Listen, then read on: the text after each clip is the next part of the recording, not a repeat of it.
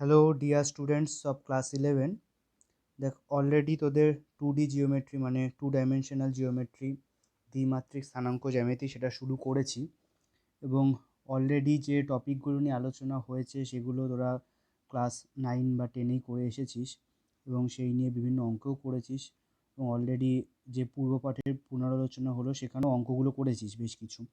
তবে আমি দুটো বিষয় বাদ রেখেছিলাম, যে একটা হলো যে যদি অ্যাক্সিস ট্রান্সফর্ম হয় মানে অ্যাক্সিস যদি একটু শিফট করে যায়, জায়গা চেঞ্জ করে তার, তো সেক্ষেত্রে কী হবে এই ডিসকাশনটা আমি একটু অফ রেখেছিলাম বা এই রিলেটেড অঙ্কগুলো আগের দিন হোম টাস্কে দিয়েছিলাম না। আর 2 নম্বর খুব ভাইটাল এই চ্যাপ্টারের জন্য, সেটা হলো সঞ্চার পথের অঙ্ক। বারবার আগের দিন বলছিলাম আমি যে সঞ্চার পথ এই অঙ্কগুলো খুব ভাইটাল। সঞ্চার পথ বা এটাকে প্র্যাকটিক্যালি ইংলিশে বলছে লোকাস। তো এই দুটো টপিক নিয়ে আজকে ডিসকাশনটা করব। একটা হলো যে অরিজিন শিফটিং বা অ্যাক্সিস শিফটিং, যে অ্যাক্সিস যদি নিজের জায়গা পরিবর্তন করে তাহলে কি হবে, আর একটা হলো সঞ্চার পথ এইটা। তো আমি একটু ডিসকাশনে চলে আসি। তো ব্যাপারটা যেটা দেখ, আগের দিন 6 নাম্বার পয়েন্ট পর্যন্ত বলে আমি ডিসকাশনটাকে অফ করে দিয়েছিলাম। এটা 6 নাম্বার পয়েন্ট। 6 নাম্বার পয়েন্ট ছিল যে 3টে বিন্দু দেওয়া থাকলে তারা সমরেখ কখন হবে, যখন এই কন্ডিশনটা ফুলফিল করবে তখন তারা সমরেখ হয়, তাই তো। এখন বিষয়টা যেটা এখানে যেটা রয়েছে দেখ 7 নম্বর পয়েন্টে, 6 নম্বর পয়েন্টটা ওভার হয়ে গেছে গতদিনই। তো আমাদের এখন বক্তব্য হলো যে 7 নম্বর পয়েন্টটা, এটা থেকে আজকে শুরু।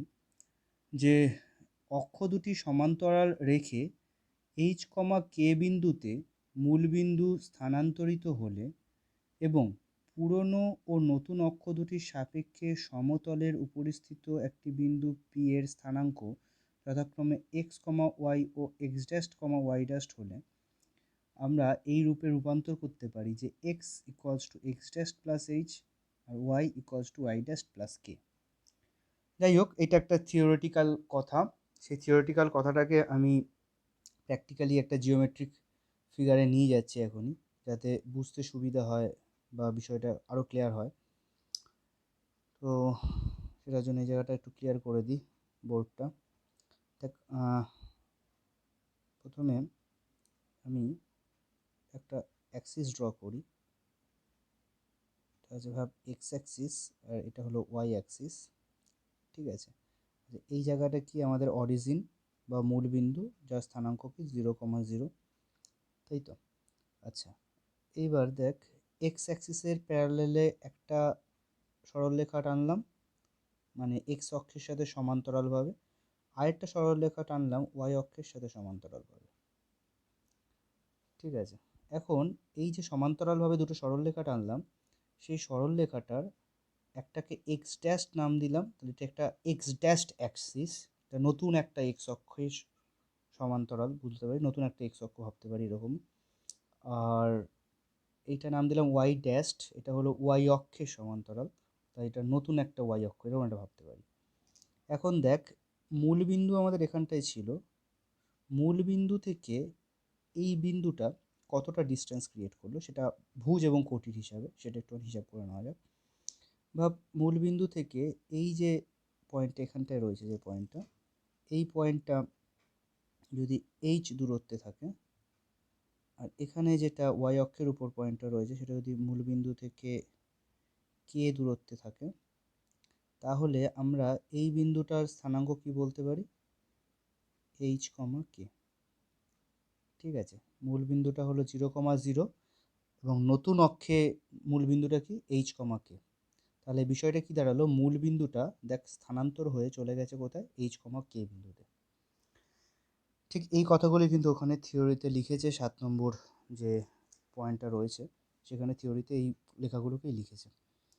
তো এখন এইচ কমা কেতে যদি শিফট হয়ে যায় তাহলে আমরা কি লিখতে পারবো, তাহলে আমরা লিখতে পারবো, এটা বলছে যে X equals to x dash plus H আর Y equals to Y dash plus K. আচ্ছা, এটা কিভাবে লিখতে পারবো, একদম সিম্পল একটা কনসেপ্ট, দেখ ভালো করে খেয়াল কর।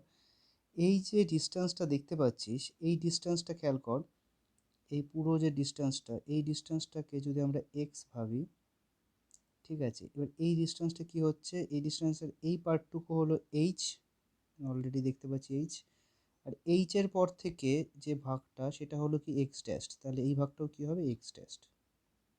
তাহলে এই পুরো এক্স ভ্যালুটা কি দাঁড়ালো, এই যে পুরো এক্স ভ্যালু ইকুয়ালস টু এই x dash plus H, x dash plus H. আবার একই রকমভাবে ওয়াইয়ের ক্ষেত্রেও বলতে পারবো, ওয়াই মানে এই পুরোটা একদম মূল বিন্দু থেকে শুরু করে ওয়াই যত দূর পর্যন্ত যাবে, সেখানে কি হয়েছে, সেখানে এতটা এসছে হলো কে, এতটা এসছে কে, আর কে এর পর থেকে আবার গেছে কি ওয়াই ড্যাশ।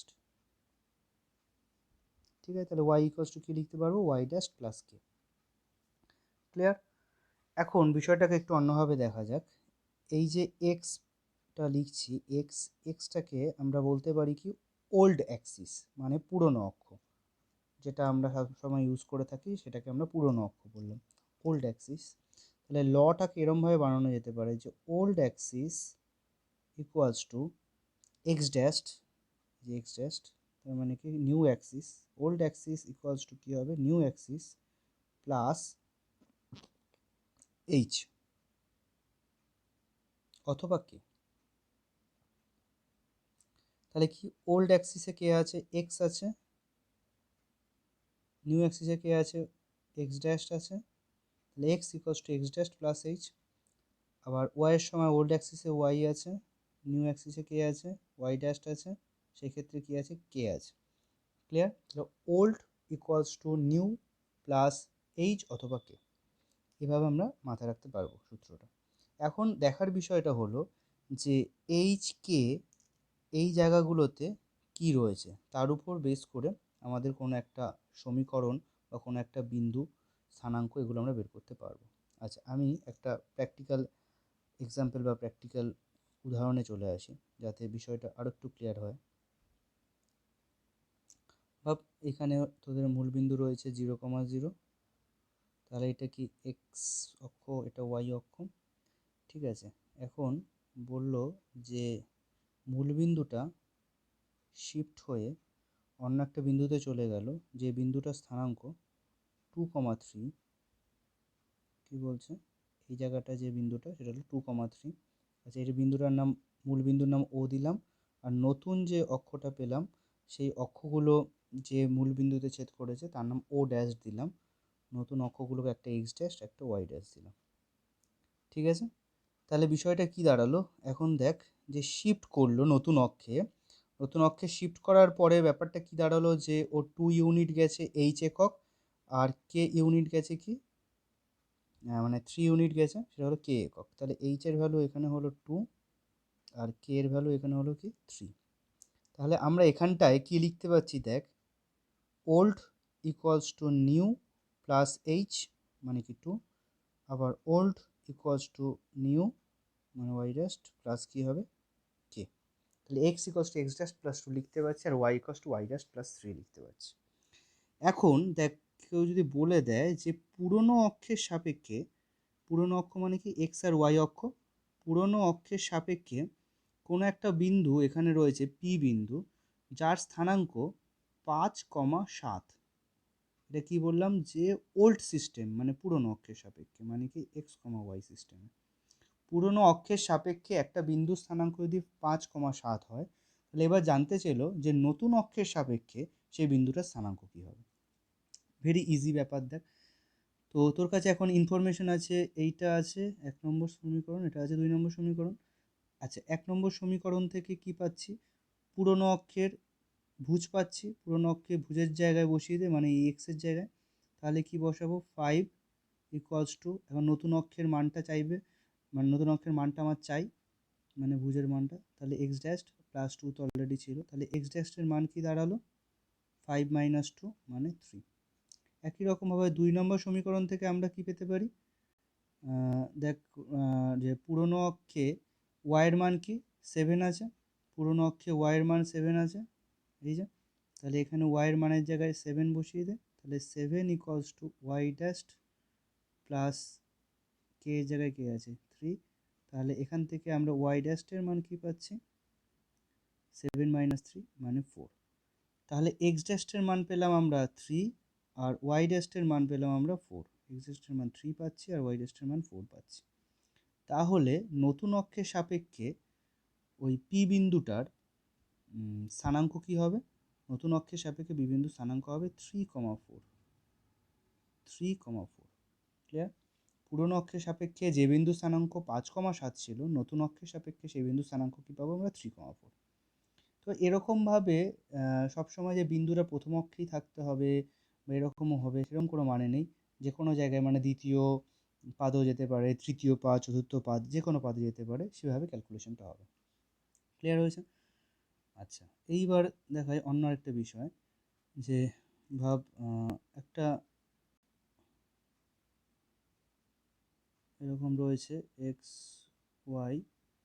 আচ্ছা, অক্ষটা চেঞ্জ হওয়ার পরে এটা হয়ে গেল এক্স ড্যাস্ট, এটা ওয়াই ড্যাস্ট, এটা ভাব ও ড্যাস্ট, এটা আছে ও, ও মানে হলো 0,0। আচ্ছা, এটা দেখ ভাব চেঞ্জ হওয়ার পরে নতুন যে মূলবিন্দুটা পাচ্ছি, ভাব চলে গেল 5,1-এ। আমি জাস্ট একটা র্যান্ডমলি লিখছি, মানে যা খুশি লিখছি। তো বেসিক্যালি কী লিখতে পারছি সেগুলো আগে সঙ্গে সঙ্গে লিখে ফেলবি, যে এইচ এর ভ্যালু এখানে 5, কে এর ভ্যালু এখানে 1। আচ্ছা, এইচ কে সবসময় পজিটিভই হতে হবে তারও কোনো মানে নেই, কিন্তু নেগেটিভ ভ্যালু হতে পারে, যে কেউ নেগেটিভ হতে পারে এবং দুজনেও নেগেটিভ হতে পারে। ঠিক আছে, যেভাবেই হোক আমি জাস্ট একটা দিকে দেখাচ্ছি বলে ওরকমভাবে আঁকছি বারবার। তো যে অঙ্কে যেভাবে থাকবে সেই অঙ্কে সেভাবেই বসাবে। আলটিমেটলি কী দাঁড়ালো, যে এক্স ইকুয়ালস টু মানে old equals to new plus 5, আবার old equals to new plus 1। তো এখানে যদি +5 না থেকে -5 হয় তাহলে এখানে এক্স ড্যাশ -5 হতো, অথবা -1 থাকলে এখানে ওয়াই ড্যাশ -1 হতো। সেই নিয়ে কোনো সন্দেহ নেই। ঠিক আছে, তো যাই হোক, আপাতত পেলাম X equal to x dash +5 আর Y equals to Y dash +1। এখন ভাব তোকে একটা সমীকরণ দিয়ে দিয়েছি এরকম, 2x + 3y ইকুয়ালস টু 4। বললো যে এই সমীকরণের পরিবর্তিত রূপ নির্ণয় করো। পরিবর্তিত রূপ বলতে যে নতুন স্থানাঙ্কতে যাওয়ার পরে, মানে নতুন ওর কেন্দ্র বা নতুন অক্ষ হওয়ার পরে তার সমীকরণটা কী হবে। ঠিক আছে, এরকম জানতে চাইলো। তো প্র্যাকটিক্যালি কী করবি, এখানে এক্সের জায়গাতে, এখানে এক্সের জায়গাতে মান বসিয়ে দিবি, এখানে ওয়াইয়ের জায়গাতে মান বসিয়ে দিবি। তাহলে কী লিখবো, 2 এক্সের জায়গায় মান বসালে কী লিখবো, এক্স ড্যাশ +5 প্লাস ওয়াইয়ের জায়গাতে মান বসালে আমরা কি লিখতে পারছি, যে ওয়াই ড্যাশ +1 ইকুয়ালস টু কত হচ্ছে 4, তাই তো? আচ্ছা, এবার এটাকে ক্যালকুলেশন যদি করি, আমি একটু ক্যালকুলেশনটা একবারে করে দিচ্ছি। তাহলে 2x dash plus 3y dash equals to হবে, এখানে দেখ 5 দুগুণে 10 হচ্ছে, এখানে 3 অক্ষে 3, 10 আর 3 13, 4 থেকে 13 বিয়োগ হবে, মানে 2x dash plus 3y dash -9 হবে। ঠিক আছে, তাহলে পরিবর্তিত সমীকরণটি হলো 2x dash plus 3y dash equals to -9। এমনকি পরিবর্তিত সমীকরণে এইটা করতে পারে, অনেক সময় অপশান দিয়ে দিল, ওখানে অপশানে ভাব এই এক্স ড্যাশ ওয়াই ড্যাশ কথাটা লিখলো না, ওইটা আবার পুনরায় এক্স আর ওয়াই দিয়েও লিখতে পারে, 2x plus 3y equals to -9। কিন্তু মেইনলি বোঝা যাবে যেটা পুরনো না নতুন, সেটা হলো এই সাংখ্য সহগটা দিয়ে বা এই ইয়েটা দিয়ে, মানে এই কনস্ট্যান্ট ভ্যালুটা দিয়ে। দেখ পুরনো সিস্টেমে ভালো করে যদি খেয়াল করিস, পুরনো সিস্টেমে বেসিক্যালি কী হয়েছে, পুরনো সিস্টেমে এখানে ভ্যালুটা ছিল 4, আর নতুন সিস্টেম হওয়ার পরে এখানে ভ্যালুটা এসেছে কিন্তু -9। ক্লিয়ার হয়েছে?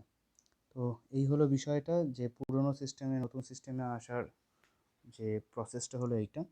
আবার নতুন সিস্টেম থেকে পুরনো সিস্টেমও যাওয়া যেতে পারে, যে তোকে নতুন সিস্টেমে কোনো একটা সমীকরণ দিয়ে দিল, পুরনো সিস্টেমে ফেরত যেতে বললো, তাহলে সেক্ষেত্রে কী করবি, সেক্ষেত্রে এই যে X equals to x dash plus 5 লিখেছি, এখান থেকে উল্টো প্রসেসে এক্স ড্যাশের মান লিখে দেবো। এক্স ড্যাশের মান কী হচ্ছে, এক্স -5, আর ওয়াই ড্যাশের মান কী হচ্ছে, ওয়াই ড্যাশের মান হচ্ছে ওয়াই -1। ঠিক আছে, তাহলে সেই ক্ষেত্রে যদি আমাদের নতুন সিস্টেমে সমীকরণ দিয়ে থাকে, নতুন সিস্টেমের সমীকরণের ওই এক্স ড্যাশের জায়গায় এক্স -5 বসিয়ে দিবি, আর ওয়াই ড্যাশের জায়গায় ওয়াই -1 বসিয়ে দিবি, তারপরে ক্যালকুলেশন করবি। ঠিক আছে, এই হলো ব্যাপার, এটা বুঝে নিতে হবে। আচ্ছা, এই গেল কিছু বিষয়, এবং এই রিলেটেড কয়েকটা অঙ্ক আমি প্রথমে একটু দেখিয়ে দিই। দেখ এক্সারসাইজেও পেয়ে যাবি এই টাইপের অঙ্ক। আমি একটা দেখি এমসিকিউ যেগুলো বাদ রেখেছিলাম সেগুলো এখন করে ফেলবি। আচ্ছা দেখ, এখানে 3 নম্বর এমসিকিউটা একটু ফলো কর। আচ্ছা, প্রথমে 2 নম্বর এমসিকিউটাকে ফলো কর।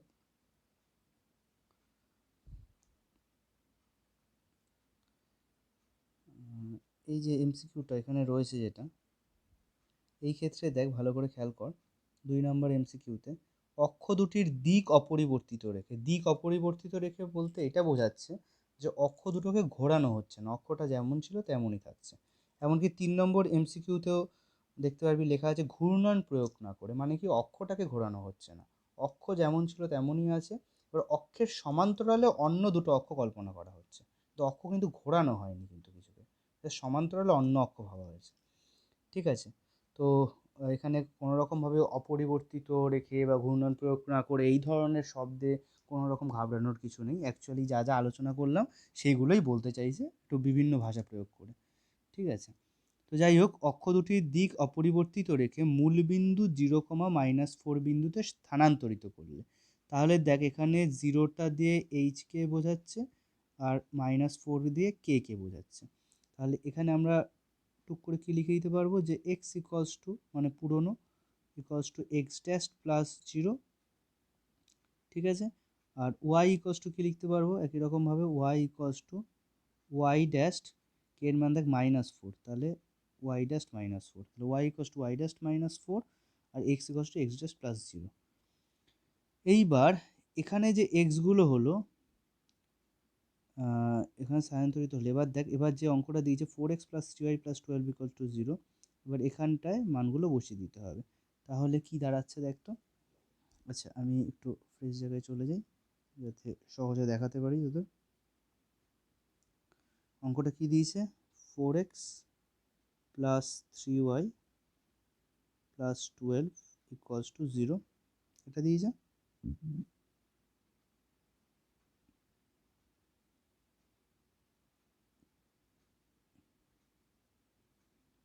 আর এখানটায় এক্স এর জায়গায় বসাবো এক্স ড্যাশ আর ওয়াই এর জায়গায় বসাবো ওয়াই ড্যাশ -4। তাহলে এখানটায় আমরা এক্স এর জায়গায় বসাবো এক্স ড্যাশ আর ওয়াই এর জায়গায় বসাবো y dash -4, y dash -4 plus 12 equals to কী হবে 0। এবার সমাধান করতে হবে, দেখ কী আসছে, 4x ড্যাশ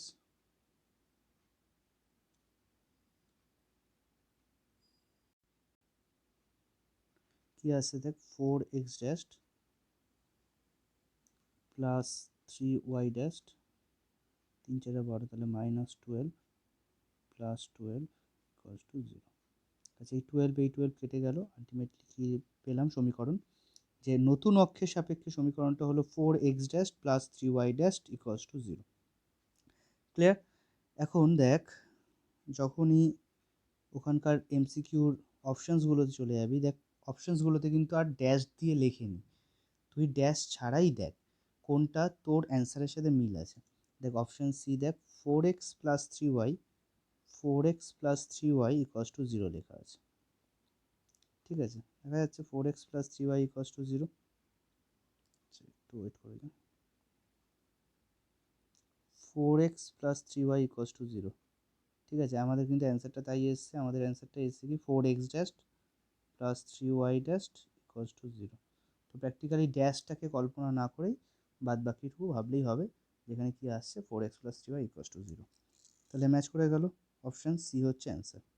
এখানে দেখ ভালো করে দেখে নে, এই যে 4x+3y dash equals to 0, final অ্যান্সারটা কী হচ্ছে 4x+3y ইকুয়ালস টু 0, মানে বেসিক্যালি অপশান সিটা হচ্ছে অ্যান্সারটা। এইভাবে আর কি অঙ্কগুলোকে করে ফেলতে হবে। ওকে, বোঝা যাচ্ছে? আচ্ছা, ঠিক একই রকমভাবে দেখ এমসিকিউ 3 নম্বরের ক্ষেত্রেও তাই। তুই দেখবি ওখানে লেখা যাচ্ছে, আমি দেখতে পাচ্ছি আলফা বিটা বিন্দুতে যেহেতু স্থানান্তর করছে, তাই এক্স এর মান হয়ে যাচ্ছে এক্স ড্যাশ প্লাস আলফা আর ওয়াই এর মান হয়ে যাচ্ছে ওয়াই ড্যাশ প্লাস বিটা। এবার মানগুলোকে বসিয়ে দে, কাটাকাটি করে কী আসছে, আলটিমেটলি ড্যাশগুলোকে আবার সরিয়ে দিবি, ড্যাশগুলো সরিয়ে ভাববি। ঠিক আছে, তাহলে যে অঙ্কগুলো বাকি আছে এই রিলেটেড সেগুলো করে ফেলবি। তো আমি এবার একটু সঞ্চার পথের অঙ্কে চলে আসছি। দেখ, সঞ্চার পথের ক্ষেত্রে যেটাকে মাথায় রাখতে হবে সেটা হলো একটা যে কোনো বিন্দু যে পথে তার সঞ্চরণ করে তাকেই বেসিক্যালি সঞ্চার পথ বলে, বা ইংলিশে লোকাস বলছে। প্র্যাকটিক্যালি সেটা কোনো একটা ইলেকট্রনের বিন্যাস, সেই হিসাবে ইলেকট্রন কোন পথে যাচ্ছে সেটাও হতে পারে, কোন একটা গ্রহ কোন পথে ঘুরছে সেটাও হতে পারে, বা যে কোনো একটা পার্টিকেল বা বিন্দু বা যে কোনো জিনিস কোন পথে যাচ্ছে বা কোন পথে তার সঞ্চরণ এগোচ্ছে তার উপর বেস করেই সঞ্চারপথ তৈরি হয়। তো সঞ্চারপথ বলতে আলাদা কিচ্ছু নয়, অ্যাকচুয়ালি একটা সমীকরণকে বের করতে হবে, মানে একটা জ্যামিতিক সমীকরণ। বেসিক্যালি এর পরের চ্যাপ্টারগুলোতে যে যে জিনিসগুলো পাবি, দেখ সরল রেখা পাবি, বৃত্ত, উপবৃত্ত, অধিবৃত্ত, পরাবৃত্ত, তো সেই রকম বিভিন্ন শেপেরই হতে পারে সঞ্চারপথ। মানে একটা বৃত্ত হতে পারে, বৃত্ত তো জানিসই, সরলরেখা হতে পারে, সরলরেখা এরকম দেখতে হয়, একটা কি বললাম যে অধিবৃত্ত হতে পারে, অধিবৃত্ত জিনিসটা এরকম টাইপের দেখতে হয়। এবং এই রিলেটেড ডিটেলসে চ্যাপ্টার পরপর পেতে থাকবি, কিন্তু এই জিনিসগুলো আমি একটা করে সমীকরণ বলে দেবো যেগুলো একটু হেল্পফুল হবে। আচ্ছা, এটা সেটা উপবৃত্ত হতে পারে, একটা উপবৃত্ত মানে একটা ডিমের মতো, ঠিক আছে। আচ্ছা, সেটা একটা পরাবৃত্ত হতে পারে, পরাবৃত্ত এরকম টাইপের দেখতে হয়, দুই দিকেই যার অধিবৃত্ত সেটা আমরা একটা পরাবৃত্ত ভাবতে পারিস। আচ্ছা, এবার এদের কার সমীকরণ কেমন টাইপের দেখতে হয় আমি একটু শর্ট ফর্ম লিখে দেওয়ার চেষ্টা করছি, কারণ ডিটেলিংয়ে সব পাবি চ্যাপ্টারগুলোতেই। কারণ এইগুলো একটা অনেক কিছু কথা না হলে ওগুলোকে একটা চ্যাপ্টার নিশ্চয়ই বানাতো না। তো সব জিনিস তো আর এখন আমি বলবো না, তো আমি জিনিসগুলো জাস্ট সমীকরণ বলে রাখবো যেগুলো একটু হেল্পফুল হবে। দেখ, একটা বৃত্ত, আচ্ছা, এই কথাগুলো যখন আমি বলবো তখন একটুখানি খাতায় লিখে নিবি নোট ডাউন করে। এবং ভালো হয় যদি একটা চার্ট ফলো করিস, যে চার্টটা এরকম চার্ট বানাতে পারিস। আচ্ছা, আমি একটুখানি এটা ক্লিয়ার করে দিই, এটা ক্লিয়ার করে দিয়ে একটা এরকম টাইপের একটা চার্ট বানিয়ে দিচ্ছি তোদের। যে এরকম যদি একটা চার্ট ফলো করিস, বা প্রথমে এই জায়গাটা লিখে ফেল জ্যামিতিক চিত্র, বা জ্যামিতিক চিত্র লিখিস না, এখানে লিখ জ্যামিতিক নাম, জ্যামিতিক নাম, ঠিক আছে। প্রথম কলমে লিখ জ্যামিতিক নাম, আমি আর লিখছি না কথাটা। আচ্ছা, দ্বিতীয় কলমটায় এখানটায় লিখে ফেল যে জ্যামিতিক চিত্র, এখানটায় নাম লিখে ফেল, এখানটায় জ্যামিতিক চিত্র কথাটা লিখে ফেল। আচ্ছা, আর এখানটায় লেখ সমীকরণ, যে কার সমীকরণটা কেমন হবে সেই নিয়ে আমরা একটু ডিসকাস করে দেবো, ঠিক আছে। আচ্ছা, নাম, নামের এখানটায় কি থাকবে, নামের এখানে প্রথমে 1 নম্বরে লেখ যে সরল রেখা, সরল রেখা, চিত্রের এখানে সরল রেখার একটা ছবি, যেরকম একটা কিছু একটা সরল রেখা এঁকে দে, জাস্ট একটা রেখা। আচ্ছা, তার সমীকরণটা কেমন দেখতে হবে, সরল রেখার সমীকরণ হয় এরকম দেখতে, y equals to mx plus c, y equals to mx plus c। এইসব এম সি এইসব নিয়ে মাথা ঘামানোর বিষয় নেই, মূল লজিক বলছি। যখন এক্স আর ওয়াই এরা হলো ভ্যারিয়েবল, সবসময় অঙ্ক হয় মূলত দুটো জিনিসকে বেস করে, একটা হলো ভ্যারিয়েবল বা চলরাশি, আরেকটা হলো সহগ বা কনস্ট্যান্ট বা মান, বা ওইটাই স্কেলার বলে অনেক জায়গায়। তো যাই হোক, এখানে দেখ দুটো চলরাশি কে কে আছে, এক্স আর ওয়াই, আর এম আর সি কি হয় সহগ, নয়তো কনস্ট্যান্ট একটা ভ্যালু। তো এম সি মানে কনস্ট্যান্টকে নিয়ে এখানে ভাবার কোনো দরকার নেই, মূল ভাবার বিষয় হলো এক্স আর ওয়াইগুলোকে নিয়ে। দেখ, এক্স আর ওয়াই দুজনেরই পাওয়ারকে খেয়াল কর, পাওয়ার মিন্স নিশ্চয়ই জানিস যে এক্স এর মাথায় যেটা থাকে, তাই তো, যেমন এখানে এক্স এর পাওয়ার 2। তো যাই হোক, এক্স আর ওয়াই দুজনেরই পাওয়ার কি 1 আছে। যখনই এক্স আর ওয়াই দুজনেরই পাওয়ার 1 আসবে তখন সেটা একটা সরল রেখার সমীকরণকে বোঝায়। যেমন যদি আমি এরকম লিখি যে 2x plus 3y equals to 8, এরকম লিখলাম, তাহলে এটা কাকে বোঝাচ্ছে, এটা একটা সরল রেখা সমীকরণকে বোঝাচ্ছে।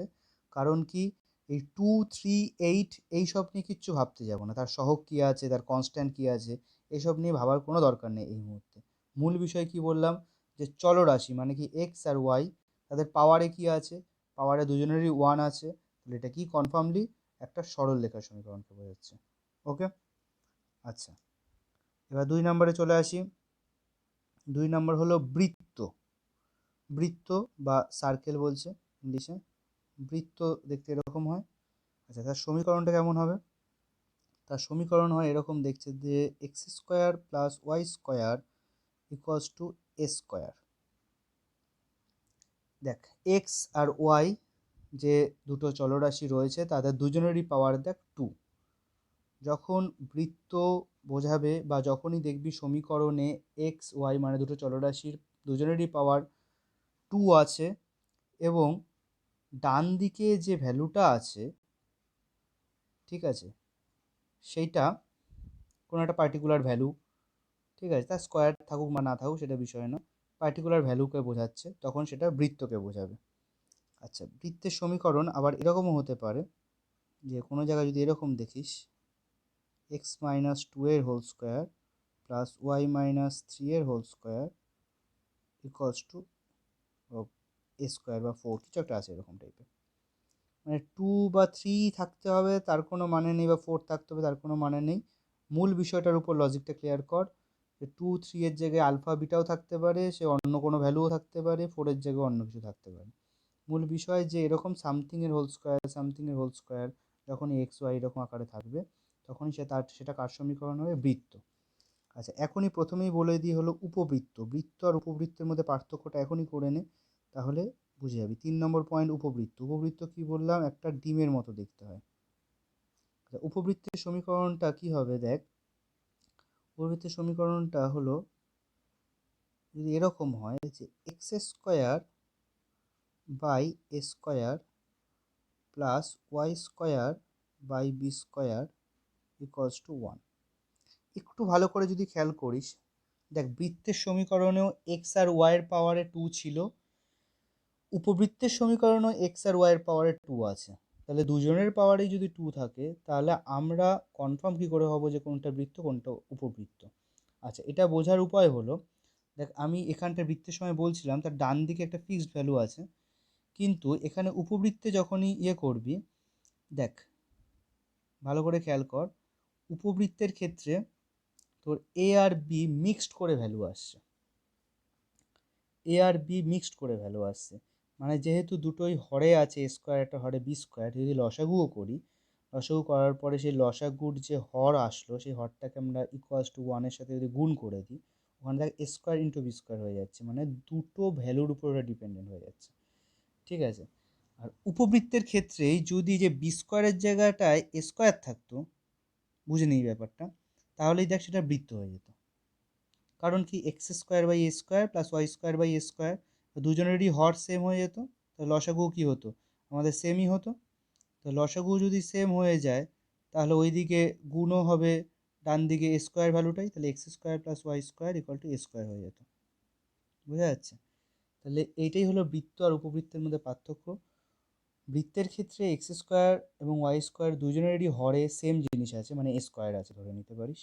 আর উপবৃত্তের ক্ষেত্রে কি হচ্ছে, দুজনের হলে দুটো আলাদা আলাদা ভ্যালু আছে, একজনের এ স্কোয়ার আছে, একজন বি স্কোয়ার আছে। এখন দেখ, এ এর জায়গায় 2 স্কোয়ারও থাকতে পারে, মানে 4 আছে, বি এর জায়গায় সেটা 3 স্কোয়ারও হতে পারে, মানে 9 আছে।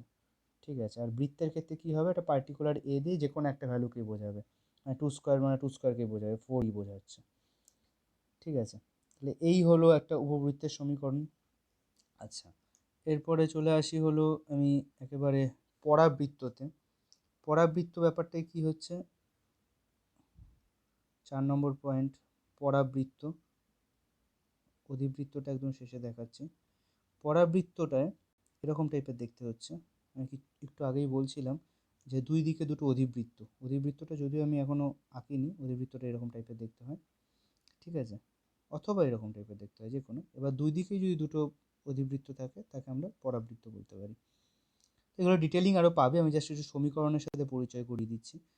এইবার পরাবৃত্তের ক্ষেত্রে যদি এরকম টাইপের হয়, মানে সমীকরণটা যদি এরকম হয়, x square by A square, এবার এটা লেখা দেখতে দেখতে ভাবছিস হয়তো আরে এটা তো উপবৃত্তই ছিল। হ্যাঁ, উপবৃত্তে এরকম টাইপেরই ছিল, তো উপবৃত্তে দেখ একটু ভিডিও রিওয়াইন্ড করে দেখ যে উপবৃত্তের ক্ষেত্রে মাঝখানে প্লাস ছিল, এই যে মাঝখানটা এখানে প্লাস ছিল, আর এখানে পরাবৃত্তের ক্ষেত্রে এখানে কি আছে, মাঝখানে মাইনাস আছে।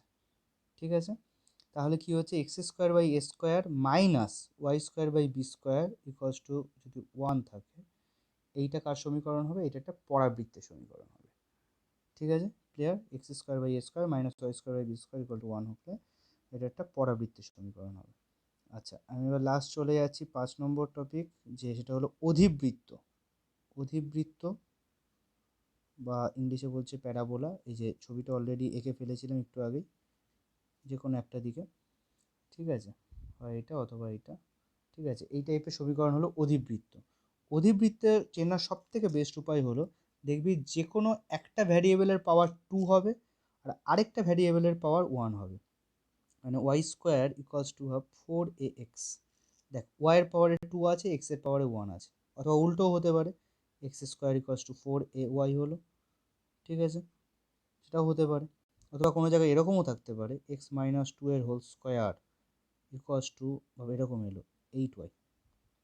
এই যে 8 2 এইসব নিয়ে ভাবা দরকারই নেই। দেখ, মূল জিনিস দেখবি এক্সের পাওয়ার 2 আছে আর ওয়াইয়ের পাওয়ার কি আছে, 1 আছে, কিছু নেই মানে 1 আছে। তাহলে একটা ভ্যারিয়েবলের পাওয়ার 2 আর একটা ভ্যারিয়েবল পাওয়ার কি হচ্ছে, 1। তাহলে এটাও কি বোঝাচ্ছে, অধিবৃত্তকে বোঝাচ্ছে। ক্লিয়ার হয়েছে? তাহলে এই হলো বিষয়। আচ্ছা, এই সমীকরণগুলোকে মাথায় রেখে এবার কিছু অঙ্ক দেখতে হবে, যে অঙ্কগুলোকে কিভাবে করা যেতে পারে। আচ্ছা, এখানে অঙ্কগুলো করার দু রকমের প্রসেস হতে পারে, মানে দু রকমের প্রসেস না, মানে অ্যাকচুয়ালি দুটো টাইপের অঙ্ক হতে পারে। সঞ্চার পথের অঙ্ক দুটো টাইপের হতে পারে। সঞ্চার পথ মানে আমি কি বললাম, বেসিক্যালি তোকে যা দেবে কোশ্চেনে, সেই কোশ্চেনের ডিটেলসটা ঘেটে, মানে ইনফরমেশনটা ঘেটে যা যা শর্ত দিয়েছে সেই শর্ত অনুযায়ী একটা ইকুয়েশন বানাতে হবে, একটা ইকুয়েশন বানাতে হবে। সেই ইকুয়েশনটা কার ইকুয়েশন, এইগুলো দেখে চিনতে হবে, সেটা অধিবৃত্ত না পরাবৃত্ত নাকি উপবৃত্ত নাকি বৃত্ত নাকি সরলরেখা।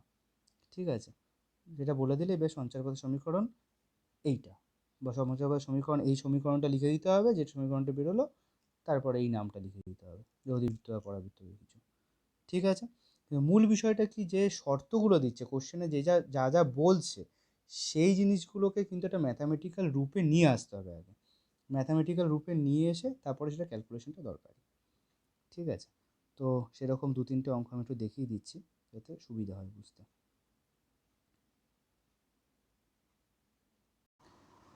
দেখ, যেটা বলছিলাম যে বেসিক্যালি দুটো টাইপের অঙ্ক হতে পারে, সঞ্চারপথেরও দুটো টাইপের অঙ্ক হতে পারে আর কি। একটা টাইপের অঙ্ক হলো যে প্রশ্ন রিলেটেড অঙ্ক।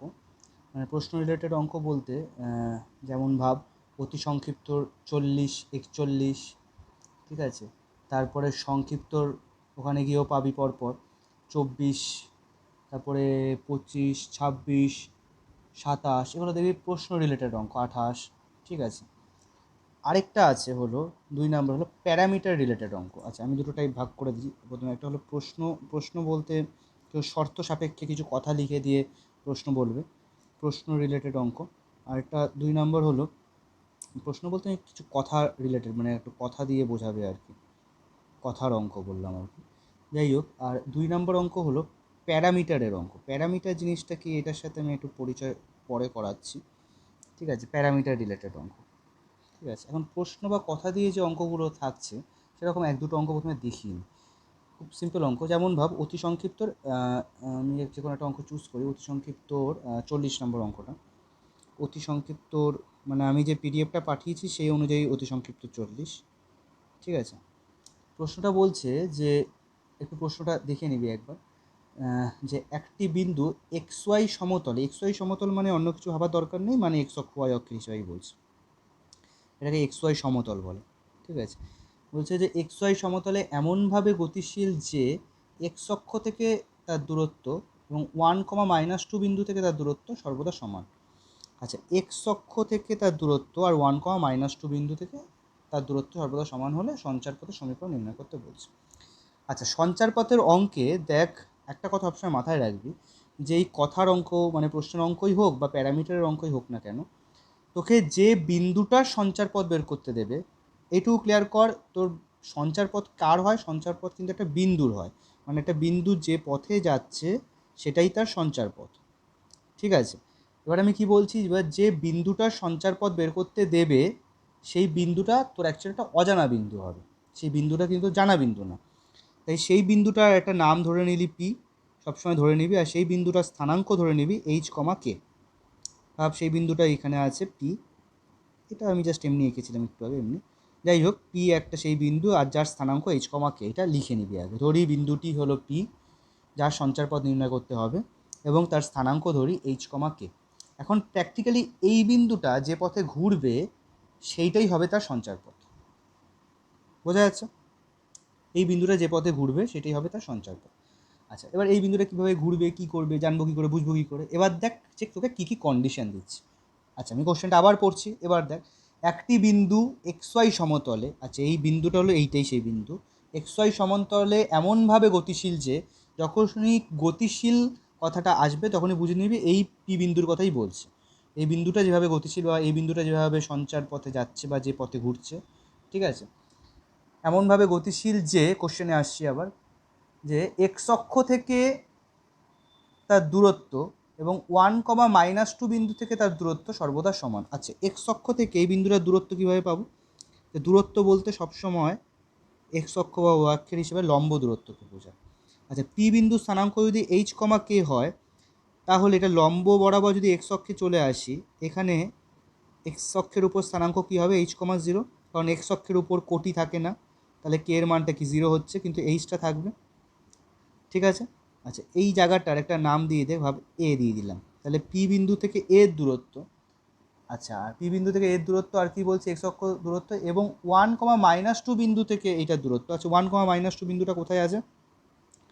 1,-2, 1,-2 এমন একটা বিন্দু যেটা চতুর্থ পদে আছে, মানে এরকম জায়গায় আছে। আচ্ছা, তাহলে এই যে পি বিন্দু থেকে 1,-2 বিন্দুটার দূরত্ব মানে হলো এই যে, এটা নাম দিয়ে দিলাম বি। আচ্ছা, সবসময় কিন্তু ছবি আঁকতেই হবে তারও কোনো মানে নেই, আমি জাস্ট একটু এঁকে দিচ্ছি ওদের বোঝার সুবিধার জন্য। তাহলে এখানে কি বলতে চাইছে, যে পি থেকে এ বিন্দুর দূরত্ব মানে হলো পি এ ইকুয়ালস টু কী হবে, পি থেকে বি বিন্দুর দূরত্ব। কোশ্চেনটা পড়লেই বুঝতে পারবি, সামনে রেখে নিবি কোশ্চেনটা, তারপরে ভিডিওটা তো চালিয়ে দেখবি। ঠিক আছে? তাহলে এই দূরত্ব দুটো যদি সমান হয় তাহলে জানতে চাইছে যে সঞ্চারপথের সমীকরণ কী হবে। মানে একটা এই দুটো ইকুয়াল যে কন্ডিশনটা দিয়েছে, এই দুটো সাহায্য নিয়ে দেখবি একটা সমীকরণ পেয়ে যাবে। ঠিক আছে? সেই সমীকরণটাই হবে সঞ্চারপথের সমীকরণ, মানে সেই সমীকরণের পথেই এই বিন্দুটা আপনা আপনি ঘুরতে থাকবে। ঠিক আছে? আচ্ছা, পি এ, এবার কিচ্ছু নেই, আর কিচ্ছু ভাবারই দরকার নেই। পি এ মানে কি? পি থেকে এ বিন্দু দূরত্ব, দূরত্ব নির্ণয়ের সূত্র কি? সে সূত্র লাগিয়ে দেয় রুট ওভার ভুজ দুটোর বিয়োগফলের স্কোয়ার, মানে কি এইচ মাইনাস এইচ এর হোল স্কোয়ার, প্লাস কোটি দুটোর বিয়োগফলের স্কোয়ার মানে কে মাইনাস জিরোর whole square, equals to root over PB মানে কি? পি থেকে বি এর দূরত্ব, তাহলে এইচ-1 হোল স্কোয়ার প্লাস কে থেকে বি মানে কে প্লাস 2 এর হোল স্কোয়ার। ঠিক আছে? আচ্ছা, এবার বোথ সাইডে রুট আছে, তাই দুটো রুটই বোথ সাইড থেকে উঠে যেতে পারে হোল স্কোয়ার করলেই। আচ্ছা, এখানে এইচ মানে জিরো, তাহলে জিরো থাকছে, আর এখানে কি কে মাইনাস জিরো মানে কে, তাহলে কে স্কোয়ার। আচ্ছা, বোথ সাইডে হোল স্কোয়ার তো উঠে গেছে। আচ্ছা, এখানে কী হবে, এইচ-1 হোল স্কোয়ার ভেঙে দে, h square minus 2h plus 1 a minus b whole square ভেঙে হচ্ছে, আর এখানে কি কে প্লাস 2 হোল স্কোয়ার মানে কে স্কোয়ার প্লাস 4k প্লাস 4। তো প্র্যাকটিক্যালি কী দাঁড়ালো? প্র্যাকটিক্যালি দেখ, কে স্কোয়ার কেটে গেল, তাহলে কী পড়ে থাকছে, এইচ স্কোয়ার থাকছে, মাইনাস 2h প্লাস 1 থাকছে, প্লাস 4k থাকছে, প্লাস 4 থাকছে, ইকুয়ালস টু কী হচ্ছে, 0 হচ্ছে। আচ্ছা, এবার এইটাকে দেখ আমরা প্র্যাকটিক্যালি কী লিখতে পারি, এরকমও চাইলে লিখতে পারি যে h whole square equals to minus 4 into k minus 1। এখন কারো প্রশ্ন আসতে পারে যে আমি এইভাবেই কেন লিখলাম, কারো তো প্রশ্ন আসতে পারে আমি এটাকে তো এরকমও লিখতে পারতাম যে H square minus 2h plus 4k 1 আর প্লাস 4 হলে 5 হয় ইকুয়ালস টু 0। এভাবেও লিখতে পারতাম, হ্যাঁ এইভাবেও লিখতে পারতাম, এভাবেও লিখতে পারি h whole square equals to minus 4 into k minus 1। দুটোই কিন্তু ভ্যালিড পয়েন্ট। আচ্ছা, এবার যেটা আমি লিখটা দুটোই ঠিক আছে, এবার মূল বিষয়টা আমি বলি। এইবার এইটা হয়ে যাওয়ার পরে যেটা লাস্ট কাজ করতে হবে, যে সমীকরণটা বেরোলো সেখানে এইচের জায়গাতে এক্স বসিয়ে দিবি, আর কে এর জায়গাতে ওয়াই বসিয়ে দিবি। কী লিখবি? এটা লেখার দরকার নেই, লিখতে হবে সুতরাং পি বিন্দু মানে গতিশীল বিন্দুটা, পি বিন্দুর সঞ্চার পথের সমীকরণ হবে,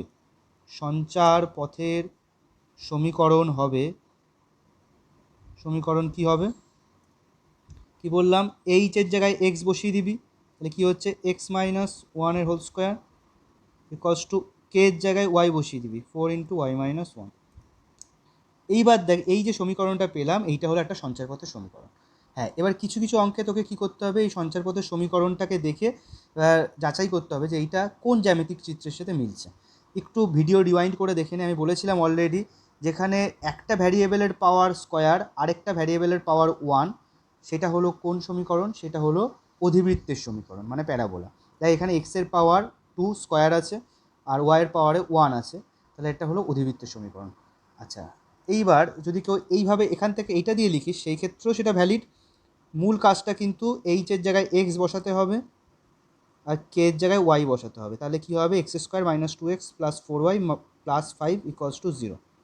এক্ষেত্রেও দেখতে পারিস, দেখ এক্সের পাওয়ার 2 আছে, ওয়াইয়ের পাওয়ার 1 আছে, তার মানে আলটিমেটলি এটি কী হচ্ছে? অধিবৃত্তের সমীকরণই হচ্ছে। তো এইটা লিখলেও অ্যান্সার একদম পারফেক্ট, পুরো ফুল মার্কস পাবি। এইটা লিখলেও পুরো অ্যান্সার পারফেক্ট, ফুল মার্কস পাবি। কিন্তু এবার কারো প্রশ্ন আসতে পারে, তাহলে আমি এটা কেন লিখলাম? এইটা আমি এই কারণে লিখলাম, এইটা হলো অধিবৃত্তের একটা স্ট্যান্ডার্ড রূপ, ওই কারণে লিখলাম। এইটা আমি অলরেডি জানি বলে আমি লিখতে পেরেছি। তোরাও পারবি যদি অধিবৃত্ত চ্যাপ্টারটা হয়ে যায়, তারপরে লিখতে পারবি। যখন চ্যাপ্টারটা হয়ে যাবে তখন ব্যাপারটা একটু ক্লিয়ার হয়ে যাবে, কিন্তু আমি এই মুহূর্তে দুটোই লিখে রেখে দিলাম। ক্লিয়ার হয়েছে? এই হলো বিষয়টা, আর কিচ্ছু না। আবার কেউ এটা ভেবে নিস না যে চ্যাপ্টার হয়নি বলে তো এখন কী করে পারবো, বিষয়টা এটা নয়। ওই চ্যাপ্টারে কিন্তু অন্য জিনিস আছে, সম্পূর্ণ অন্য জিনিস। এখানে আমি কিন্তু অলরেডি ডিসকাশন করে দিয়েছি যে কিভাবে একটা অধিবৃত্তের সমীকরণ চিনতে হয় বা অন্য যে কোনো জ্যামিতিক আকারের সমীকরণ চিনতে হয়, সেটা কিন্তু আমি ডিসকাস করে দিয়েছি। সেইটুকু বুঝলেই তুই বুঝে যাবি যে কোন সঞ্চারপথের সমীকরণ কোন জ্যামিতিক চিত্র হয়। আর সব সঞ্চারপথের অঙ্কে সেই জ্যামিতিক চিত্র কী হচ্ছে সেটা তোর কাছে জানতেও চাইবে না, কারণ তারা অলরেডি যেহেতু এইটা চ্যাপ্টারটা আগে রেখেছে, তারা অলরেডি জানে যে স্টুডেন্টরা জানে না।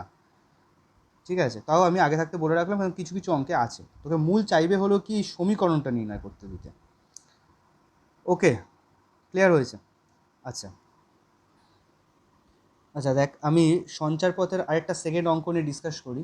সেটা হলো সংক্ষিপ্তর সেকেন্ড টাইপে যাইনি, কিন্তু এখনও ফার্স্ট টাইপেই আছি, মানে প্রশ্ন কথার অঙ্কতেই রয়েছি। সেকেন্ড টাইপে আমি এখনও যাইনি। তো প্রথম টাইপেরই আরেকটা সেকেন্ড অঙ্ক নিয়ে ডিসকাস করতে চাইছি। এটা আমি সংক্ষিপ্তর 31 নম্বর অঙ্ক, আমার পিডিএফের হিসেবে সংক্ষিপ্তর 31 নম্বর অঙ্ক। বলছে কি বলছে, একটি চলন্ত বিন্দু থেকে, যে চলন্ত বিন্দু কথাটা যখনই আসবে তখনই কি বললাম, একটা বিন্দু ধরে নিবি, ধরি একটি বিন্দু পি। শুধু চলন্ত বিন্দু বলে কথা না, যখনই সঞ্চারপথের অঙ্ক আসবে সঙ্গে সঙ্গে একটি বিন্দু ধরে নিবি। ধরি একটি চলন্ত বিন্দু বা একটি গতিশীল বিন্দু পি, যার সঞ্চারপথ নির্ণয় করতে হবে, যার স্থানাঙ্ক এইচ কমা কে, ধরে নিলি। ঠিক আছে? আচ্ছা, এবার কি করবি ধরে নেওয়ার পরে? এবার দেখ তোকে কী কী শর্ত দিয়েছি। বলছে হলো একটি চলন্ত বিন্দু থেকে 3,4 ও 1,-2 বিন্দু দুটির দূরত্বের অনুপাত 2:3। আচ্ছা, 3,4 ভাব এখানে রয়েছে, পি বিন্দু এখানে রয়েছে, তাহলে 3,4কে একটা নাম দিয়ে দিলাম 3,4 এইটা। আর এখানে একটা বিন্দু রয়েছে, কী রয়েছে? একটা বিন্দু রয়েছে হলো 1,-2। এবার বলছে এই দুটো বিন্দুর দূরত্বের অনুপাত, মানে কি পিএ আর পিবি। তাহলে পিএ একটা দূরত্ব, আরেকটা হলো পিবি আরেকটা দূরত্ব, তাহলে পিএ ইজ টু পিবি, এই দূরত্বের অনুপাত ইকুয়ালস টু কী বলছে? 2:3। 2:3। তোকে এই কন্ডিশনটা লিখে ফেলতে হবে। যতক্ষণ না তুই এই কন্ডিশন লিখতে পারছিস, মানে তোকে কোশ্চেনের অঙ্কে কী বলেছে সেটা একটা ম্যাথামেটিক্যাল ফর্ম তৈরি করতে পারছিস, ততক্ষণ কিন্তু সঞ্চারপথের অঙ্ক হবে না। সেই এই ফর্মটা তৈরি করে ফেললি, এবার দেখ আপনা আপনি সলভ হয়ে যাবে। পিএ, পিএ মানে কি? আচ্ছা, পি এর এরমভাবেও লিখে নিতে পারি চাইলে। দেখ, PA distance by PB distance equals to 2/3। এবার পিএ মানে কি বোঝাচ্ছে? পিএ মানে হলো পি থেকে এর দূরত্ব। পি থেকে এর দূরত্ব সূত্রের সাহায্যে আমরা বের করতে পারি, দূরত্ব নির্ণয়ের সূত্র, ভুজের বিয়োগফলের স্কোয়ার কোটির বিয়োগফলের স্কোয়ার। নিচেও পিবি বের করে ফেলতে পারবো, যে ভুজের বিয়োগফলের স্কোয়ার কোটির বিয়োগফলের স্কোয়ার ইকুয়ালস টু কী হবে? 2/3 আছে। ঠিক আছে, এবার বোথ সাইড হোল স্কোয়ার করে দে। বোথ সাইড হোল স্কোয়ার করে দিয়ে আমি পুরো ক্যালকুলেশনটা করছি না, পুরো ক্যালকুলেশনটা বাড়িতে ধীরে সুস্থে করে, আমি জাস্ট একটু সাজিয়ে দিলাম যে একটা অঙ্ক যাতে করতে পারিস বা এই টাইপের অন্যান্য জিনিস যাতে করতে পারিস। বসে হোল স্কোয়ার করে দে 4/9। এবার এই হোল স্কোয়ারগুলো সব ভাঙ, a minus b whole square, a minus b whole স্কোয়ারের সূত্রে ভাঙ। এইবার এগুলো ভেঙে এগুলো ক্যালকুলেশন করে এটা 9-এর সাথে গুণ করে দে, এখানে এগুলো ক্যালকুলেশন করে এটা 4-এর সাথে গুণ করে দে, গুণ করে তারপরে বসে গুণ করবার তাহলে দেখ বোথ সাইডে কী কী যোগ বিয়োগ হচ্ছে, দেওয়ার পর একটা পার্টিকুলার সমীকরণ বেরোবে।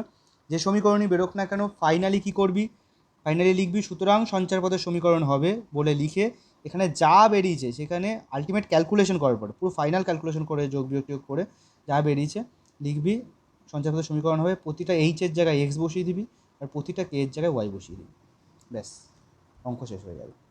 তাহলে ফার্স্ট টাইপের আমি দুটো অঙ্ক দেখিয়ে দিলাম, এবার আমি সেকেন্ড টাইপের অঙ্কে চলে যাচ্ছি। আচ্ছা দেখ, সেকেন্ড টাইপের অঙ্ক হলো বেসিক্যালি সেকেন্ড টাইপ প্যারামিটারের অঙ্ক। দেখ কিছুক্ষণ আগে বলে এলাম ওয়ার্ডটা প্যারামিটারের অঙ্ক। এবার কারো প্রশ্ন হচ্ছে হোয়াট ইজ প্যারামিটার। প্যারামিটারের বাংলা প্রতিশব্দও প্যারামিটারই, দেখ বাংলাতে প্যারামিটারই বল, কিন্তু বাংলা মিনিংটা বুঝেন। মিনিংটা হলো একদম পাতি ভাষায় বোঝাই বা খুব সুন্দরভাবে বলতে পারিস যে বাংলায় একটা কথা আছে ঘটক, প্যারামিটার বলতে অ্যাকচুয়ালি ঘটককে বোঝায়। ঘটকের কাজ কী হয় বলতো, ঘটকের কাজ হলো মানে বর আর বউয়ের মধ্যে বা বরের ফ্যামিলি আর কনের ফ্যামিলি বা বউয়ের ফ্যামিলির মধ্যে যোগাযোগ তৈরি করা, ঘটকের কাজ হলো এইটুকুই। এবার যেই বিয়ে হয়ে যায় তারপরে কী হয়, ঘটক বিদায় নেয়, ঠিক আছে। তো প্যারামিটারের কাজটা হলো ওরকম, দুটো আলাদা আলাদা অংশ আছে, সেই দুটো আলাদা অংশের মধ্যে একটা যোগাযোগ তৈরি করবে, সেটা কে করবে, প্যারামিটার করবে, ঘটক করবে। এবার যেই তাদের মধ্যে একটা যোগাযোগ তৈরি হয়ে গেল বা বিয়ে হয়ে গেল তখন ঘটক যেমন বিদায় নেয় প্যারামিটারও বিদায় নেবে। তো তোর এই অঙ্কের মূল কাজ হলো এই প্যারামিটারকে বিদায় জানানো, ঠিক আছে। তো ব্যাপারটা কি দেখ, যেমন আমি একটা অঙ্ক চুজ করছি, জেনারেলি দেখবি এই অঙ্কগুলোর ক্ষেত্রে এই প্যারামিটার সাধারণত টি থাকে বা থিটা থাকে বা এম থাকে, এই ধরনের জিনিসগুলোই থাকে, খুব বেশি থাকে টি আর থিটা, ঠিক আছে। টি দিয়ে থাকে বা থিটা দিয়ে থাকে। যেমন ভাব আমি সংক্ষিপ্তর একটা অঙ্ক চুজ করলাম, সংক্ষিপ্তর 29 নম্বর অঙ্ক আমার পিডিএফের হিসাবে, সংক্ষিপ্তর 29 নম্বর অঙ্ক। অঙ্কটা বলছে এরকম যে একটি গতিশীল বিন্দু পি এর যে কোনো অবস্থানের স্থানাঙ্ক, একটি গতিশীল বিন্দু পি, এই যে যখনই গতিশীল বিন্দু আসবে পি তখনই কি ধরবি, ধরি গতিশীল বিন্দু পি যার স্থানাঙ্ক কি এইচ কমা কে। হ্যাঁ ওরাও কিন্তু আরও একটা স্থানাঙ্ক বলে দিয়েছে, কিন্তু তুই নিজেই একটা স্থানাঙ্ক ধরবি কি এইচ কমা কে, এটা না ধরলে কিন্তু অঙ্ক হবে না। যখনই গতিশীল বিন্দু আসবে বা যখনই সঞ্চার পদ আসবে তোকে সঙ্গে সঙ্গে ধরে নিতে হবে কি যে এইচ কমা কে একটি গতিশীল বিন্দু, ঠিক আছে। ধরে নিলি। এবার কি বলছে দেখ অঙ্কটার পর, একটি গতিশীল বিন্দু পি এর যে কোনো অবস্থানে তার স্থানাঙ্ক এটি স্কোয়ার কমা 280। আচ্ছা ওরা এই বিন্দুটার নিজস্ব একটা স্থানাঙ্ক দিয়ে দিয়েছে এটি স্কোয়ার কমা 280।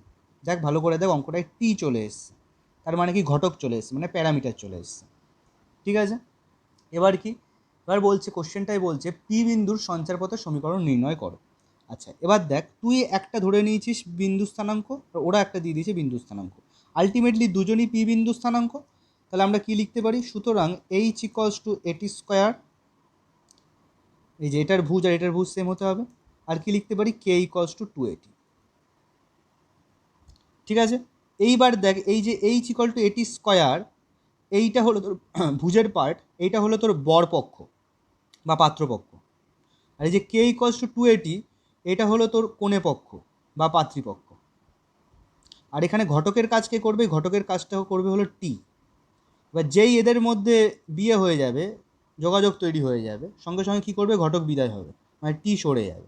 তো এবার কী করে করবি, তার জন্য হলো তাহলে তোর মূল কাজটা কি, তোর মূল কাজটাই হলো যে ঘটককে বিদায় করা। এখন তুই ঘটককে বিদায় কী করে করবি, মানে টিকে এলিমিনেট করা, ম্যাথামেটিক্যাল শব্দ বলছে যে টিকে এলিমিনেট করা বা টিকে সরানো। টিকে কী করে সরাবি, নর্মাল চিন্তাধারা থেকে, আর কিচ্ছু না, বেশি কিচ্ছু করতে হবে না, যে কোনো একটা থেকে টি এর মান বের করে ফেল, যে কে থেকে টি এর মান বের করা তুলনামূলক সহজ হবে, কারণ এইচের ক্ষেত্রে আবার বর্গমূল করতে হবে। তাহলে কে থেকে টি এর মান বের করে ফেলে, এগুলোকে সমীকরণ নাম্বারিং করে দিতে পারি, সেটা 1 নম্বর সমীকরণটা 2 নম্বর সমীকরণ লিখে দিলি, 2 নম্বর সমীকরণ থেকে টি এর মান কী হচ্ছে কে বাই 2 এ লিখতে পারি, টি এর মান k/2 এইবার 1 নম্বর সমীকরণে টি এর মান বসিয়ে পাই, বসিয়ে দে কী পাবি, h = a, টি এর মান বসিয়ে দে, টি এর মান কি k/2 এর হোল স্কোয়ার, k/2 এর হোল স্কোয়ার। তাহলে কি হচ্ছে h = a into k²/4a²। Clear হচ্ছে? এইবার দেখ ক্যালকুলেশনের ব্যাপার, আর কিচ্ছু না, h = a ইন্টু k², আচ্ছা এ তো আর থাকছে না, কেটে যাচ্ছে একটা এ, k²/4a। আলটিমেটলি কী বাড়াচ্ছে দেখ, 4a আর এইচটা গুণ হয়ে গেলে 4ah হয়ে যাবে, k² লেফট সাইডে রাখলাম আর 4ahটাকে রাইট সাইডে রাখলাম, এটা কোনো ম্যাটার না, এদিক ওদিক করতে পারিস। ঠিক আছে, তাহলে আলটিমেটলি হলো k² = 4ah। সুতরাং সঞ্চার পথের সমীকরণ হবে, আমি আলটিমেট কি বললাম, যে কে এর জায়গায় ওয়াই বসাতে হবে আর এইচ এর জায়গায় এক্স বসাতে হবে। তাহলে সঞ্চার পথের সমীকরণ কী হলো, y² = 4ax। আচ্ছা এটা যদি চাই, এটা কার সমীকরণ ভালো করে একটু দেখে নিই, ভিডিও রিওয়াইন্ড করে দেখ, এটা হচ্ছে অধিবৃত্তের সমীকরণ হচ্ছে, এটাও একটা অধিবৃত্তেরই সমীকরণ হচ্ছে। ঠিক আছে, তো বিষয়টা এখানে কি দাঁড়ালো, প্যারামিটারের অঙ্ক ছিল, টিটা প্যারামিটার ছিল, আমরা এখানে টি এর মান বের করেছি k/2 এ, টি এর মান যেই বসিয়ে দিলাম আলটিমেটলি টি সরে গেল, কিন্তু ফাইনাল অ্যান্সারেও টি নেই, মানে ঘটক বিদায় নিয়ে নিয়েছে। এবং লাস্ট কাজ কি, সঞ্চারপথের সমীকরণ বের করা, কি এইচ এর জায়গাগুলোতে এক্স এবং কে এর জায়গাগুলোতে ওয়াই বসিয়ে দেওয়া। আলটিমেটলি এই যে y² = 4ax পেলাম, এটাই হলো সঞ্চারপথের সমীকরণ। এবং যদি জানতে চাই এটা কার সমীকরণ, লিখে দিবি এটা অধিবৃত্তের সমীকরণ। ক্লিয়ার হয়েছে? এইভাবেই তোকে সঞ্চারপথের সমীকরণ বের করতে হবে, এটা হলো প্যারামিটার মাধ্যমে। এরকম টাইপেরই ভাব আরেকটা অঙ্ক রয়েছে, সাপোজ ভাব 30 নম্বর অঙ্ক, ওখানে দিয়ে দিয়েছে গতিশীল বিন্দু স্থানাঙ্ক a sec θ, b tan θ। তাহলে তোকে কী করতে হবে, ওই পি বিন্দু স্থানাঙ্ক h, k ধরে নিলি, তাহলে আলটিমেটলি এইটা হবে h, এটা হলো k, তাহলে h = a sec θ R k = b tan θ। দেখ একটু ত্রিকোণমিতি চলে এসছে। এবার কেউ কেউ ভাবছিস যে কীভাবে করবি, এখান থেকে থিটার মান বের করে এখানে থিটার মান বসানো তো খুব জটিল ব্যাপার, কী করবে না। এই সব ক্ষেত্রে আমি বলবো হলো এই সূত্রগুলোকে একটু মনে রাখবি, sec² θ - tan² θ কী হয়, 1 হয়, বা cosec² θ - cot² θ কী হয়, 1 হয়, বা sin² θ + cos² θ কী হয়, 1 হয়। এই সূত্রগুলো কিন্তু এখানে হেল্প হবে। কীভাবে হেল্প হবে দেখে নে, দেখ এখান থেকে থিটা না বের করে sec θ বের কর, sec θ মান কি h/a। ক্লিয়ার? tan θ বের কর, tan θ মান কি k/b। এবার এই সূত্রটা তো জানিস, sec² θ - tan² θ = 1, এটা তো একটা ভ্যালিড সূত্র, এটা তো আর কেউ সরাতে পারবে না। আলটিমেটলি এই সূত্রের মধ্যে এই ভ্যালু দুটো বসিয়ে দেয়, তার মানে আলটিমেটলি কী হবে, h/a এর হোল স্কোয়ার মাইনাস k/b এর হোল স্কোয়ার = 1। দেখ এখান থেকে দেখ থিটা সরে গেল, তাহলে এটা আগে লিখে নিলে আমরা জানি ত্রিকোণমিতি থেকে যে sec² θ - tan² θ = 1, ওখানে sec θ ও tan θ মান বসিয়ে পাই, লিখলেই এইটা পেয়ে গেলি। এটা যেই পেয়ে গেলি, তারপরে আলটিমেটলি দেখ এখানে আর থিটা নেই, তার মানে কি ঘটক বিদায় নিয়েছে, মানে প্যারামিটার সরে গেছে। তাহলে এবার লিখে দেবো কি, সুতরাং সঞ্চার পথের সমীকরণ হবে এইচ এর জায়গাতে এক্স, তাহলে কি হচ্ছে x² আর কে এর জায়গাতে ওয়াই, তাহলে y²/b² = 1। এটাই হলো সঞ্চার পথের সমীকরণ। এবার যদি জানতে চায় যে এই সঞ্চার পথের সমীকরণটি কার সমীকরণ, তাহলে লিখে দিবি এই সমীকরণটি একটি পরাবৃত্তের সমীকরণ বা হাইপারবোলা, পরাবৃত্ত সমীকরণ। পরাবৃত্তের সমীকরণটা কি আরেকবার একটু ভিডিও রিওয়াইন্ড করে দেখে নে, আমি ওখানে ডিসকাস করেছি। এই হলো তোর প্যারামিটারের অঙ্ক। ঠিক আছে, এবার কোন কোন অঙ্কগুলো করতে হবে আমি একটু বলে দিচ্ছি।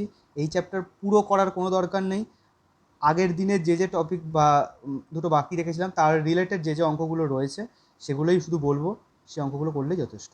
ঠিক আছে, আর তার বাইরে মানে আমার বলার বাইরেও যদি একটা দুটো অঙ্ক বেশি থেকে থাকে সেগুলো একটু খুঁজে নিয়ে করে ফেলবি সেটাও। ঠিক আছে,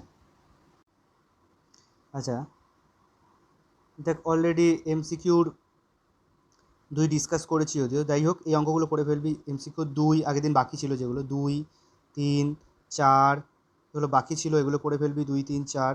তারপরে দেখ 8 বাকি ছিল, 9 বাকি ছিল, করে ফেলবি 8, 9 করে ফেলবি। ঠিক আছে, তারপরে দেখ এমসিকিউ 8 আর 9 কিন্তু বেসিক্যালি সঞ্চার পথের অঙ্ক। ঠিক আছে, প্যারামিটারের অঙ্ক আছে, দেখে নিবি। 8, 9 করবি, 10 বাকি ছিল, করে ফেলবি। ঠিক আছে, তারপরে সম্ভবত 12 বাকি ছিল। যাই হোক এমসিকিউ আর যা যা বাকি ছিল 16 ছিল, 18 ছিল, আর যা যা বাকি ছিল একটু দেখে নিয়ে করে ফেলবি, যে কটা এমসিকিউ বাকি ছিল সব কটা করে ফেলবি, ঠিক আছে? আচ্ছা, আমি অতি সংক্ষিপ্তই চলে আসি। অতি সংক্ষিপ্তর 1 থেকে শুরু করে 1 2 3 4 5 পর্যন্ত মনে হয় বাকি ছিল, নাকি 6 পর্যন্ত, যাই হোক 1 থেকে 6 পর্যন্ত যেগুলো বাকি ছিল সেগুলো সবই করে ফেলবি, ঠিক আছে? মানে অতি সংক্ষিপ্ত এমসিকিউ আর অতি সংক্ষিপ্ত যা যা বাকি ছিল সবগুলো করে ফেলবি, ঠিক আছে? অতি সংক্ষিপ্তর এখানে 40 41 ছিল, অথবা মাঝে আরও বেশ কয়েকটা হয়তো ছিল যেগুলো হয়তো ওই অ্যাক্সিস ট্রান্সফরমেশন অথবা সঞ্চারপথের অঙ্ক, দুটো টাইপের কোনো একটা হবে, ঠিক আছে? আচ্ছা, এবার সংক্ষিপ্ততে কী করবি? সংক্ষিপ্ততে সব করার কোনো দরকার নেই, একদমই দরকার নেই। সংক্ষিপ্ততে মূলত করবি যেগুলো সঞ্চারপথের অঙ্ক, ঠিক আছে? সঞ্চারপথের অঙ্ক শুরু হচ্ছে এখানে 24 থেকে আমার পিডিএফের হিসাবে 24 থেকে সঞ্চারপথের অঙ্ক শুরু হচ্ছে। 24 থেকে শুরু করে এবার পরপর যেতে থাকি আমি। 24-এর পরে 24, 25, 26, 27 সবই করতে হবে, 28, 29, 30 এগুলো সব সঞ্চারপথ, দেখ সব জায়গায় লেখা আছে সঞ্চারপথ করে। 29, 30, 31, 32, ব্যাস 32 পর্যন্ত সঞ্চারপথ ছিল, ঠিক আছে? তারপরে আবার 34, 35, 36, 37, 38, 39, ঠিক আছে, 40, মানে সবই সঞ্চারপথের অঙ্ক একমাত্র 33 বাদ দিয়ে, ঠিক আছে? এই সঞ্চারপথের অঙ্কগুলো করে ফেলবি, মানে 24 থেকে শুরু করে 40 পর্যন্ত সব কটা অঙ্ক সঞ্চারপথ, একমাত্র কোনটা 33 বাদ দিয়ে মনে হলো, না 33ও সঞ্চারপথ আছে, 33ও সঞ্চারপথ আছে, 33ও করতে হবে, 24 থেকে শুরু করে 40 সবই করতে হবে, ঠিক আছে? ব্যাস, তাহলেই হবে, আর কোনো কিছু দরকার পড়বে না। ওকে, তাহলে এই রইলো হোম টাস্ক, আর এমসিকিউ আর অতি সংক্ষিপ্ত যা যা বাকি আছে সেগুলো করবি। ওকে, তাহলে আজকের মতো বাই। ওকে, এগুলো সব শুক্রবার দিন সন্ধ্যাবেলা সব চেক করবো, তাহলে বাই।